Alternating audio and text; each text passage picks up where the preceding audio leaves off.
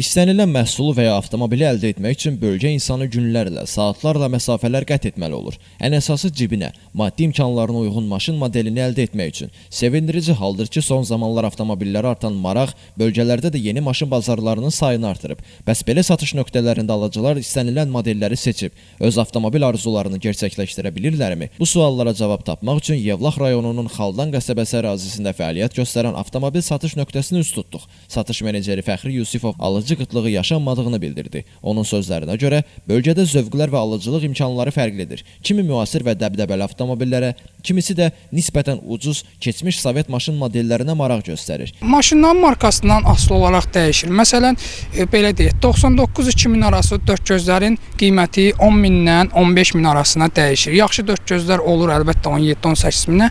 Biz elə bahalı dörd gözləri gətirmirik təbii ki. Cibə uyğun dörd gözlər gətiririk. Alıcılıq qabiliyyəti qiymətlərə görə dəyişir. Məsələn, çox adam ucuz maşına qaçır. Yəni 06-07 axtarır, çeşkalar axtarır, 7-8 min civarında. Elə insanlar da var, gəlir Kia Ceed alır 13-14 minə, 4 göz alır 15 minə. Taksavatlıq üçün hibrid maşınlarımızdan alırlar. Qeyd edək ki, Yevlaxın Xaldan qəsəbəsi ərazisində yerləşən satış mərkəzinə yerli sakinlərlə yanaşı Goranboy, Mingəçevir, Şəki, Ağdaş və digər regionlardan da avtomobil almaq üçün üst tuturlar. Elvin Qudrətov, Rahim İbrahimoğlu, Bugün informasiya proqramı üçün.